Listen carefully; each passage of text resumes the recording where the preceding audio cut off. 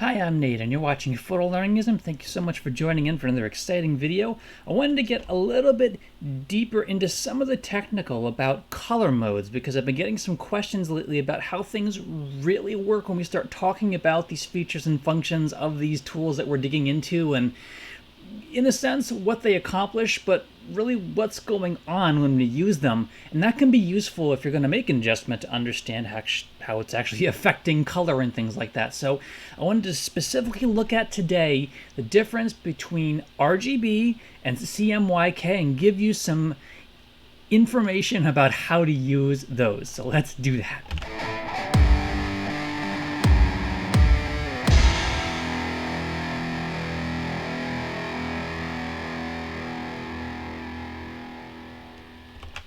So once again, I'm Nate. This is Photolearningism. If you've never joined the channel before, I do a lot of work here to surface the cheap or free art technologies so that you can know about them, see them compared with other comparable things, and get a good sense about strengths and weaknesses and how they can help you with your artistic endeavors. So thank you so much for joining in. Looking at the ideas of RGB and CMYK color modes. Now, these are meant to achieve two different distinct things when we're looking at art, specifically color. It has a centering concept around luminosity, and you may ask, well, what's luminosity? Well, glad you asked. Let's take a look at that. So luminosity really is typically applied in the astronomic sense about intrinsic brightness, and that has to do with the kind of light coming from within. And the reason that's important when you're dealing with color is because if there is artificial luminosity, say on a screen where there's backlight and there's things going on, that changes how the pigments of color are perceived versus when they are tangibly or physically applied to an object that has to deal with natural light, a different kind of luminosity.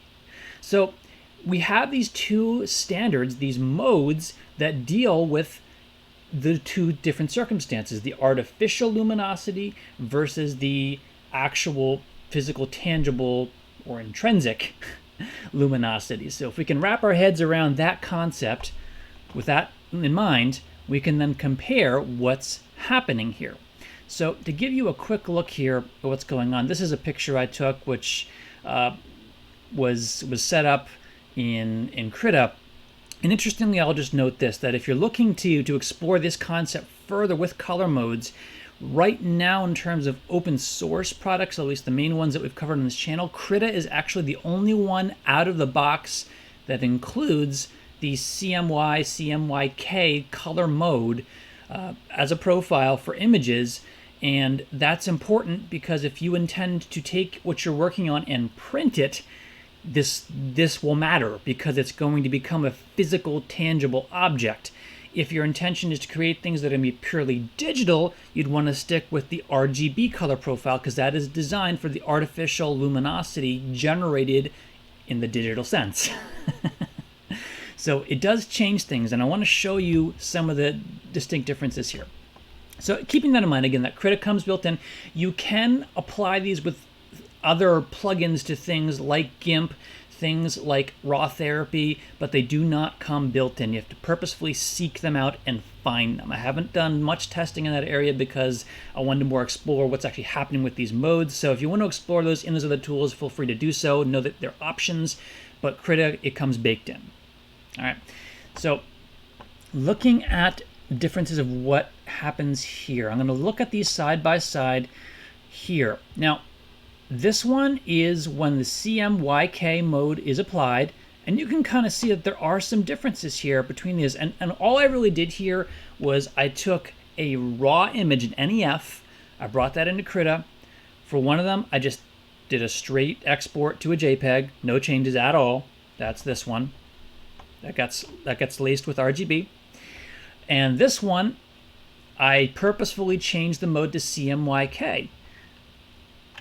To look at what's actually going on there, we have this. Okay, this is RGB, red, green, blue. And when they intersect and overlap, that generates those other three colors, the cyan, the magenta, and the yellow. And in the digital sense, that is found to work best in terms of pigmentation and color reflection and refraction and all that, with the whole luminosity game going on. that is designed to work best in the artificial luminosity sense, using that arrangement, using the 3 primary colors.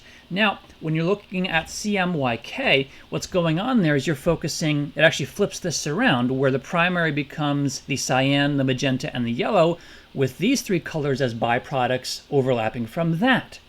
And it really does change how the color reacts. You can again see examples here, hopping back to seeing them side by side here on my computer. But just to show you once physically printed, it's a little more subtle because I do not have photo paper on me right now. But let's take a look at what actually happens here. So this is the CMYK up here. This is RGB. You can see how there is a distinct difference in the handling of color as it was sent to the printer. Again, nothing was changed in these images other than the color profile. Now, what's interesting here is that this image is actually designed to work with better highlighting on a tangible object. It's meant to more clearly define the pigmentation once it comes out. This one is very light. This is the RGB. So why is that important? Well, you have to keep in mind that as you're designing and working on things, you have to keep the end goal in focus. You have to think about, is my intention to print this? Is my intention to just have this consumed digitally? Do I want a little bit of both? Well, you may actually need to think about this in 2 different, fork it out, one for each purpose, because the color reacts differently. So I found this very interesting, and I've noticed this in subtle things when I've had my pictures printed in the past, where you'll see warnings sometimes when you go to Snapfish or whatever that they tell you, oh, the color profile needs to be in CMYK. And if you don't dig into it very much, you may not think much of it. But what I did notice trying that out, just ignoring that a couple of times to see what would happen, is that the toning of my images changed. It was not what I sent in, and that's why. Because the color profile was different. Now, for most pictures, there might be some subtle differences, and in a lot of cases I found I could live with that, and you may be in that place too where this is just not something you're going to be concerned about. But if you're looking for the best color match for what you intended to be put on a medium, whether that's digital or actually printed, this could matter.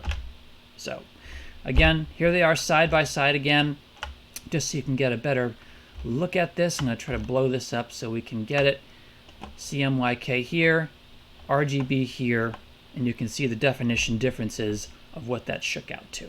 So again, the focus here is that CMYK is supposed to be for the printed, RGB is for digital, if I haven't been very clear about that. Just wanted to make sure I mentioned that one more time.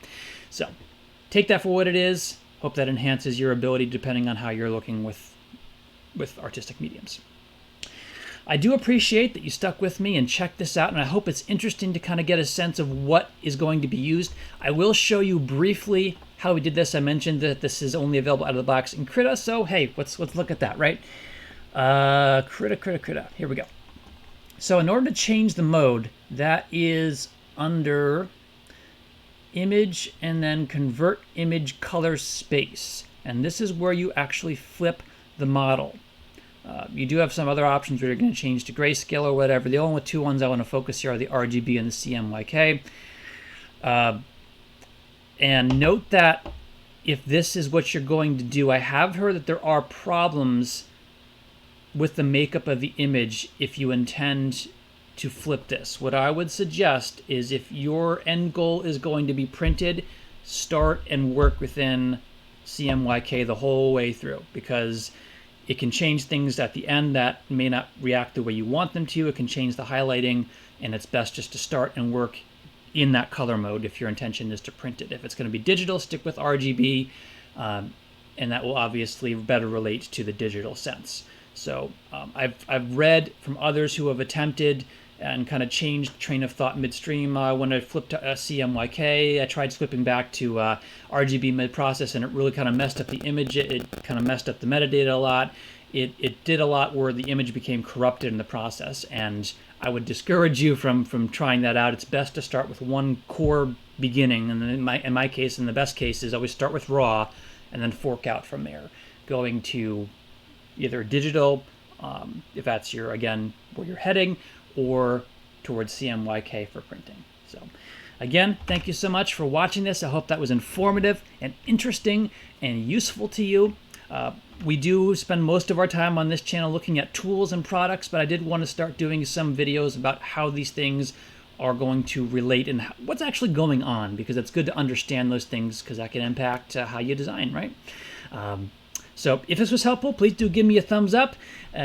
Consider subscribing so you don't miss out on the other awesome things that we're going to go and get to down the road. And I look forward to seeing you in other future videos. Thank you so much.